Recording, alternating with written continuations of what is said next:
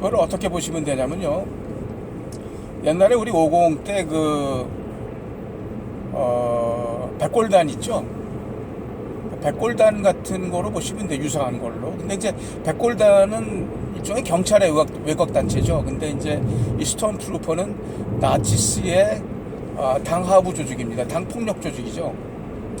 그래서 요게 이제 그 당시에 히틀러가 집권을 하면서 독일 국방군을 재건하는 플랜이 개시가 되니까 이 스톰트루퍼가 그 국방군을 테이크오버 할 생각을 많이 했어요. 그러니까 히틀러가 좀 위협을 느꼈죠.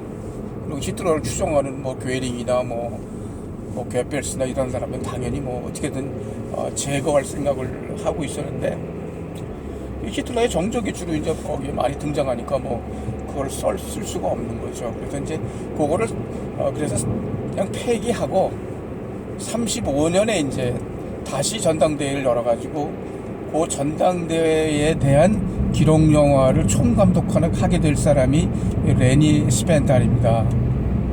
그래서 그 영화 감독을 너무나 잘했어요. 너무나 영화를 잘 만들어가지고 나중에 이 레니 스펜탈이 연합군 지기에서 화를 당해요. 그래서 네가 그런 식으로 결정적으로 나치스에 기여하지 않았느냐. 그래서 30몇 년간을 형무소살이 했을 겁니다.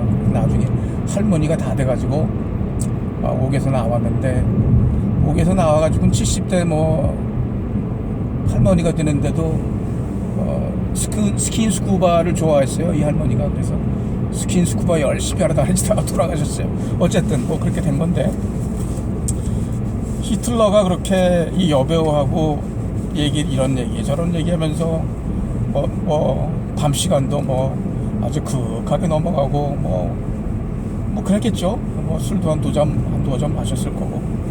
그러는데 그렇게 한 2-3시간 같이 디너하고 대화하고 손목 한 번 안 잡고 깨끗하게 돌려버렸어요. 그러니까 히틀러는 기본적으로 여자한테 별 관심이 없었어요. 그리고 그 당시에 이미 에바 브라운을 만나서 교제하던 단계였는데, 에바 브라운하고도 자주를 만나질 않았죠. 그리고 실제로 이제 에바 브라운이 완전히 이제 only one lady가 돼가지고 히틀러하고 살게 됐을 때도 전쟁 중의 시간이 되겠죠. 이제 히틀러가 있을 수 있는 지역, 이제 그 장소가 베를린에 있는 총통 거소가 있고요. 그 다음에 남부 바바리아의 알프스 산록에 있는 그 히틀러의 그 산장이 있어요. 산장. 그 다음에 마지막 3번째 장소는 폴란드, 지금은 폴란드 땅이 됐는데 그 당시에는 이제 동부전선 전방 쪽을 바라보고 있는 라스텐버그의 전방지휘소, 여기를 가 있게 되는데 총통관제에도 잘 안 가고 에바 브라운은 그냥 그 바바리아에 있는 알프스 산장에다 남겨놓고 자기는 주로 방카에 들어가 있었죠, 전방지휘소에. 그리고 나중에 이제 독일이 다 패망할 때가 돼가지고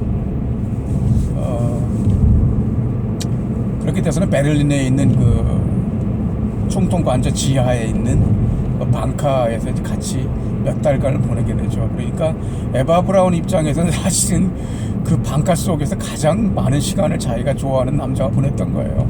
근데 그 방카 안에서 뭐 생활이나 이게 뻔한 거 아니겠습니까? 그렇게 된 겁니다. 그리고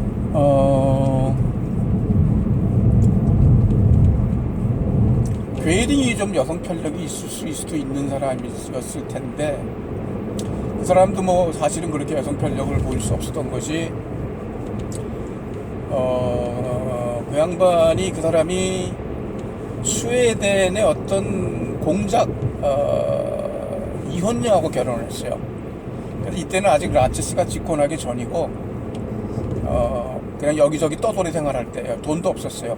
히틀러를 비롯해서 뭐 괴링이고 뭐고 간에. 그러니까 이 괴링의 부인, 전 스웨덴 공장녀가 그 나치스 간부들의 밥 심부름, 커피 심부름 이거 다 한 겁니다. 그리고 뭐 용돈도 좀 대주고 있겠죠. 괴링을 통해서. 그러니까 뭐 괴링이 자기 마누라 놔두고 딴짓한다는 걸 생각할 수 없는 거고요. 그 다음에 친위대장을 했던 히물러 같은 경우에는 아주 모범적인 그 결혼 생활을 했어요. 그래서 이 양반 생긴 모습이 그 안경 끼고 꼭 학교 선생님 같이 생겼죠. 그래서 딸도 낳아서 잘 키워놓고.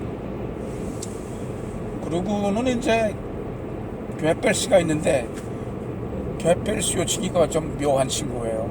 이 친구도 장가를 잘 갔어요. 그래서 아주 그 점잖은 그 요조승 숙녀가 아니지, 이혼자하고 결혼을 했는데 딸도 아주 이쁘게 잘 낳아놓고 했는데, 레니 스펜타한테 건드려 보려고 별짓을 다 했어요.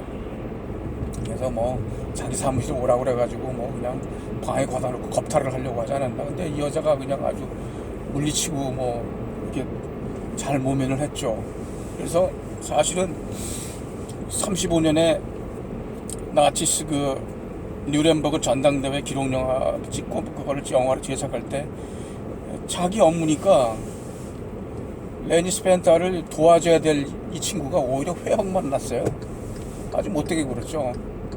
그래가지고 참다 못해가지고 히틀러가 자기를 한번 만나준 일도 하니까 레니 스펜타를 히틀러한테 다시 찾아가서 괴벨스가 나를 이렇게 못살게 군다 하고 하소연을 했어요. 그러니까 히틀러가 끄떡끄떡하면서 그러냐고 알겠다고. 근데 전혀 히틀러가 액션을 취하지 않았어요. 그러니까 이게 뭔 얘기냐면은, 아이고 그거 뭐 내가 데리고 있는 녀석 중에 하나가 그러는데, 아이고 허리띠 밑에서 지가 뭐 하는 일 내가 뭐라고 뭐 할 거 있겠나. 뭐 어린애들도 아니고 지들이 알아서 해결하겠지 이렇게 한 것 같아요.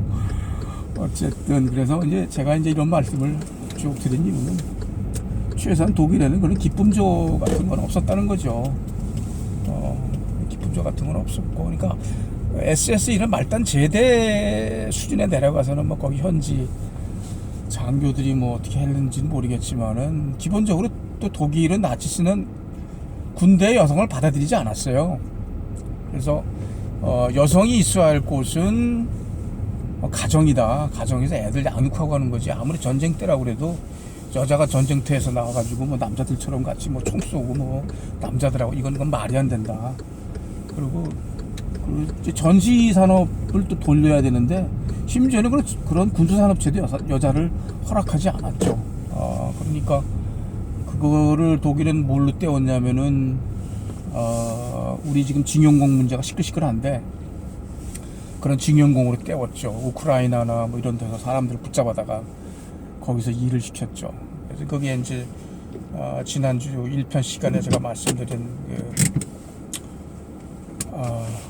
뭡니까, 알버트 스페어가 한 일이죠. 그래서 지금도 논란이 있어요. 서구 독일 현대학계에서 과연 알버트 스페어가 국가였느냐 군 나치였느냐, 그 문제에 대한 논란이 여전히 있습니다.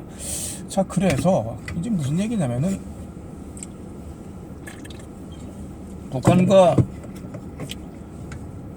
나치 독일을 비교할 때 북한이 문제가 많다는 거죠. 지도자 자체의 그 사생활이라든지 이런 측면. 그 다음에 지금 독이 그렇기 때문에 지금 북한의 핵심 계층을 구성하는 사람들이 한 2만 명이 된다고 그래요. 이 사람들의 그 생활을 위해서 당에서 모든 걸 대주죠.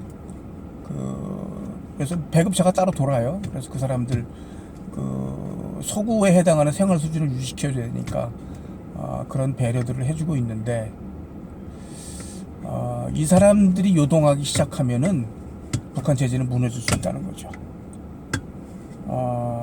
그렇기 때문에 지금 UN 제재가 여러 개가 걸려있죠, 안보리에서. 그래서 강하게 제재를 계속해 나가면은 북한 내부적으로 뭔가 일이 일어날 수가 있습니다. 왜냐면 충성심이 이제 해이해지기 시작하고, 밑에 기층 민중들만 못 살겠다 하는 게 아니라 이제 2만 명 정도는 못 살겠다 수준이 되면은 이제 뭐 상황은 달라지는 거거든요. 이제 그걸 지금 막아주고 있는 게 중국이란 말이에요.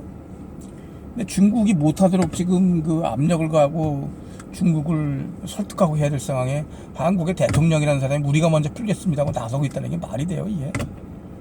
우리나라 국내 안보적으로도 말이 안 되는 거고 국제적 관행이나 상식으로도 말이 안 되는 거고 전 그럼 한심한 지경에 말을 했어요.